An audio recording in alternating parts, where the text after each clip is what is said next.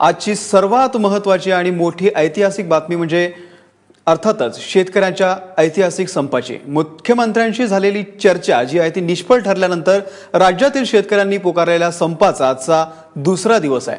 शहरांची नाकाबंदी करून आपल्या मागण्या पूर्ण करण्याचा शेतकऱ्यांचा प्रयत्न आहे आणि त्यामुळेच आजपासून शहरांमध्ये दूध आणि भाजीपाल्याची टंचाई निर्माण होण्याची भीती आहे। तसंच महागाईची सुद्धा टांगती तलवार शहरवासियांच्या डोक्यावर आहे। मागण्या पूर्ण होईपर्यंत 7 दिवस संप चालूच ठेवण्याचा इशारा शेतकऱ्यांनी दिलाय।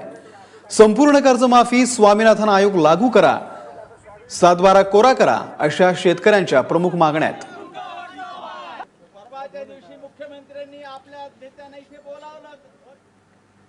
आणि या सर्व संदर्भामध्ये अधिक माहिती देण्यासाठी आपल्या सोबत पुणतांब्यावरून आहेत कृष्णा केंडे, नाशिकवरून आहेत सागर वैद्य आणि पुण्यातून आहेत मंदार गोंजारी।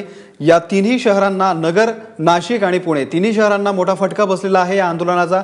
सुरुवातीला जाऊया कृष्णाकडे। कृष्णा, पुणतांब्यामधूनच या आंदोलनाची ठिणगी पडली, तिथून सुरुवात झाली। आजची काय पुढची प्रगती असणार आहे? आज आंदोलन नेमकं कोणत्या दिशेने जाणार आहे?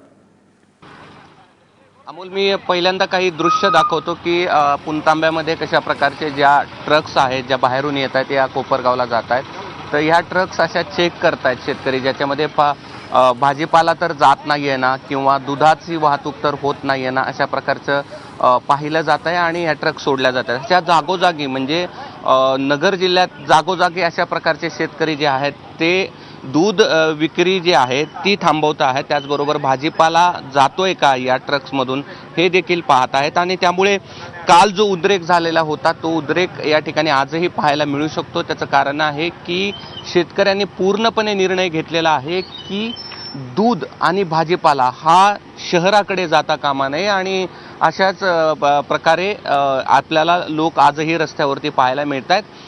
पुणतांब्यामध्ये आज एक कोर कमिटीची बैठक होईल आणि त्यानंतर संपाची पुढची दिशा काय असेल हे ठरवण्यात येईल। त्यासाठी थोड्या वेळात एक बैठकीचं देखील आयोजन करण्यात आलेलं आहे। मात्र ज्या गावातून सुरुवात झाली त्या गावामध्ये पुणतांब्यामध्ये शांततेच्या मार्गाने आंदोलन सुरू आहे। काल जशा पद्धतीने खवा लोक करत होते दुधाचा, त्याच पद्धतीने आज देखील लोक इथून दूध विक्री जी आहे न करता त्याच्या प्रक्रिया करताना आपल्याला पाहायला मिळत। खवा करताय, कोणी बासुंदी करता आहे आणि त्यामुळे पुणतांबा ज्या गावातून काल जी स्थिती होती ती आज देखील आपल्याला पाहायला मिळते आहे। काल या गावातून जिथून 5-6 हजार लिटर दूध जात होतं, इथून 1 लिटर दूध देखील गेलेलं नाही। त्यामुळे आज देखील ज्या चौकामध्ये दुधाची विक्री होते तिथे शुकशुकाट पाहायला मिळतो आहे आणि पुणतांब्यामध्ये ज्या संपांची ठिणगी पडली होती तिथे मात्र आजही शांततेत आंदोलनाचा मार्ग इथल्या शेतकऱ्यांनी स्वीकारला आहे। मात्र पूर्णपणे दूध आणि भाजीपाला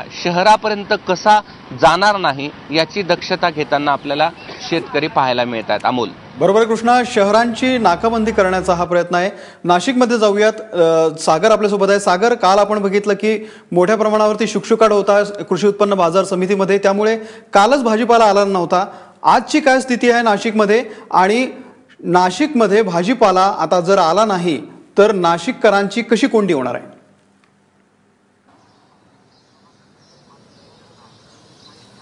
अमोल, खरं तर काल तरी इक्का दुक्का काही शेतकरी या बाजार समितीमध्ये सकाळी दिसत होते, परंतु आज त्याच्याही पेक्षा वाईट परिस्थिती आहे। आपण थोडासा कॅमेरा पॅन करून मी तुम्हाला दाखवतो की आत्ताची बाजार समितीची इथली परिस्थिती काय। खरं तर सकाळी 6-7 वाजेच्या दरम्यान या ठिकाणी उभं राहण्यासाठी सुद्धा जागा एरवी मिळत नाही। इथले जे व्हेजिटेबल्सचे स्टॉल आहेत, ओटे आहेत, हे सगळे गर्दीने गजबजलेले असतात। शेकडो वाहनं, ट्रक इथे आलेले असतात, परंतु आज आपण बघू शकतोय की या ठिकाणी पूर्णपणे शुकशुकाट आहे।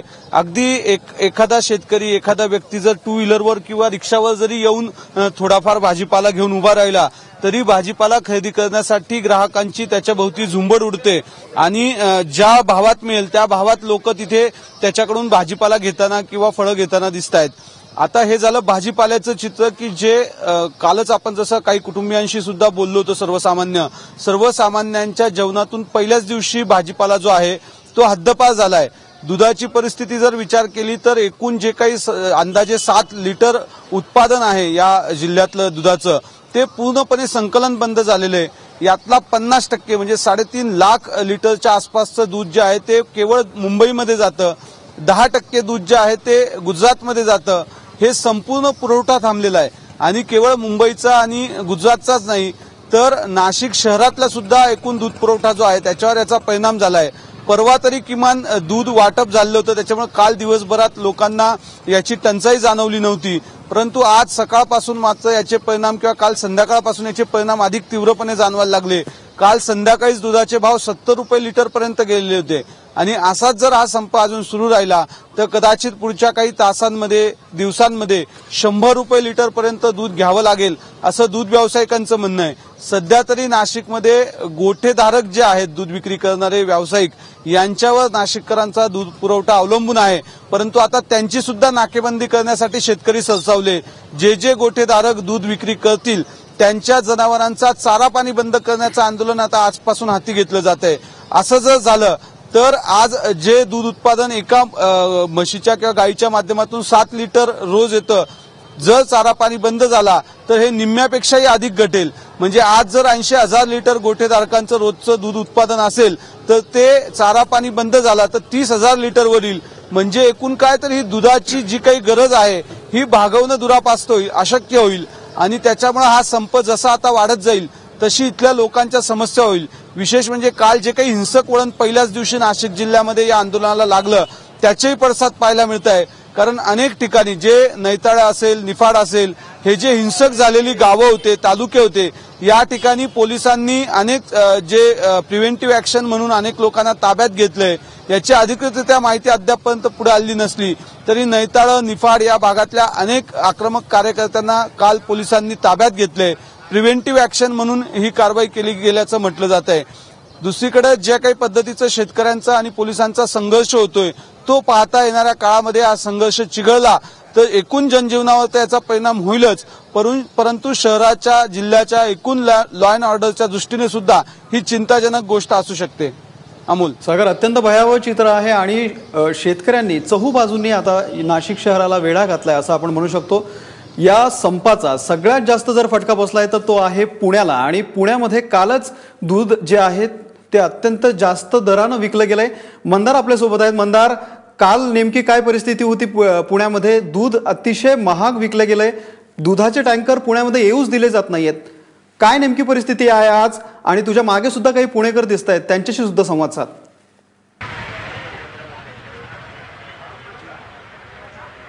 अमोल, फक्त दूधच नाही तर एकूण भाजीपाला पुण्यामध्ये महागलेला आहे। इतर सर्व शहरांमध्ये जी परिस्थिती आहे तीच पुणे शहरामध्ये आहे। खरं तर या कृषी उत्पन्न बाजार समित्यांमध्ये रात्रीपासूनच मध्यरात्रीपासूनच लगबग सुरू होते।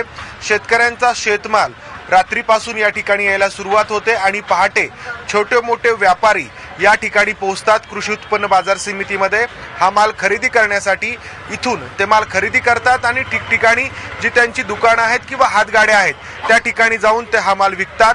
परंतु संपामुळे अतिशय कमी आवक आज सकाळी या पुण्यातील कृषी उत्पन्न बाजार समितीमध्ये झालेली आहे।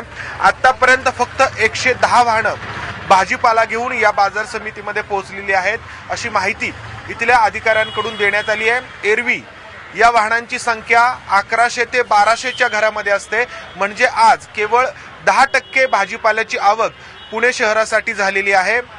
काल 725 वाहनं आली होती, 35 ते 40% काल तुटवडा होता आणि आज फक्त 10% वाहनं आलेली आहेत आणि याचा परिणाम आपल्याला भाजीपाल्याच्या दरांवरती झाल्याचं पाहायला मिळतंय। आपल्यासोबत या पुण्यातील कृषी उत्पन्न बाजार समितीमध्ये काम करणारे काही व्यापारी काही आडते आहेत आणि त्याचबरोबर इथं माल खरेदी करायला आलेले काही लोकही आहेत।